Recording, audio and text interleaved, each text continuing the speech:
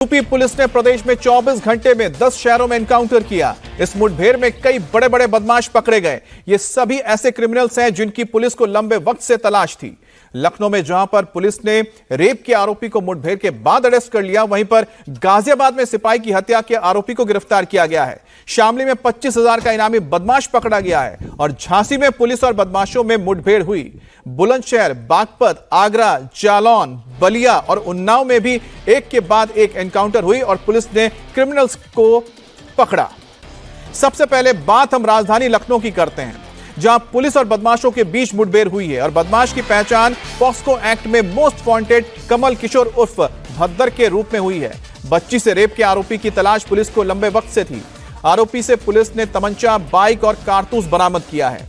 झुग्गियों में छिपकर रहने की वजह से यह पुलिस के गिरफ्त से बाहर था। सुबह जब आज पुलिस चेकिंग कर रही थी तो इस दौरान बाइक सवार को रुकने के लिए इशारा किया गया तो उसने पुलिस टीम पर ही फायरिंग कर दी। पुलिस ने जवाबी कार्रवाई में गोली चलाई, जिससे आरोपी के पैर में गोली लगी और वो घायल होकर गिर गया। आरोपी भद्दर के खिलाफ पॉक्सो एक्ट समेत कई मामलों में मुकदमे दर्ज हैं और लंबे वक्त से वो फरार चल रहा था। अब गाजियाबाद में भी पुलिस का एक्शन हुआ है। सिपाही की हत्या के केस में फरार अपराधी अब्दुल रहमान गिरफ्तार कर लिया गया है। चेकिंग के दौरान अब्दुल ने पुलिस पर फायरिंग की। जवाबी कार्रवाई में बदमाश के पैर में गोली लगी, जिसके बाद अब्दुल रहमान को पुलिस ने हथियारों के साथ गिरफ्तार किया है। अब्दुल रहमान पर 1 दर्जन से ज्यादा केस हैं और सिपाही की हत्या के मामले में अब तक 14 आरोपी पुलिस के गिरफ्त में आ चुके हैं। बात करेंगे संवाददाता रुचि कुमार से।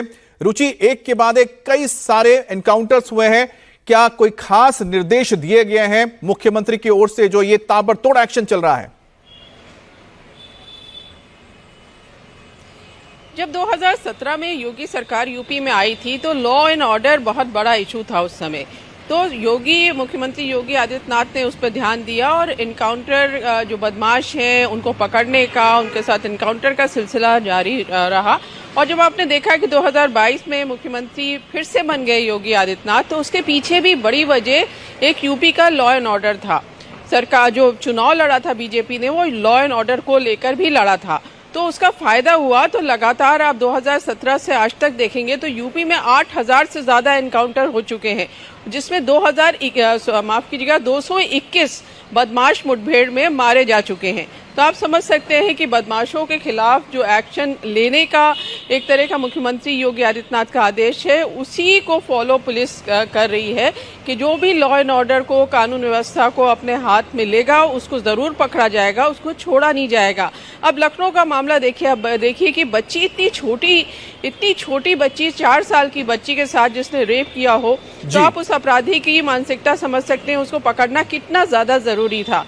तो इसी में ये मुठभेड़ हुई है। अमित, बिल्कुल, जब कड़ा एक्शन होता है, डायरेक्ट एक्शन होता है, तभी जो अपराधी हैं उनके अंदर खौफ पैदा होता है और वो अपराध का रास्ता छोड़ते हैं, जो उत्तर प्रदेश में देखने को भी मिला है।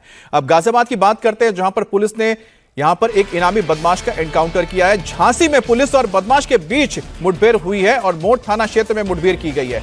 पुलिस की गोली में लगने से बदमाश घायल हो गया और पकड़े गए बदमाश ने इसी साल मार्च में ट्रक से बैटरी चोरी की थी और इससे पहले भी आरोपी के खिलाफ झांसी के अलग अलग थानों में 9 मुकदमे दर्ज हैं। बदमाश पर पुलिस की तरफ से 25,000 रुपए का इनाम भी रखा गया था और आखिरकार पुलिस की गिरफ्त में यह बदमाश आ ही गया।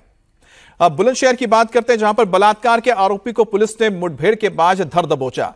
जब पुलिस उसे गिरफ्तार करने पहुंची तो आरोपी ने पुलिस टीम पर फायरिंग की। पुलिस के अनुसार आरोपी पर 6 साल की बच्ची के साथ दुष्कर्म का आरोप है। जब पुलिस सूचना मिलने के बाद मौके पर पहुंची गिरफ्तारी के लिए तो पुलिस के ऊपर फायरिंग की गई। जवाबी कार्रवाई हुई जिसमें घायल हुआ बदमाश और अब वो पुलिस की गिरफ्त में है।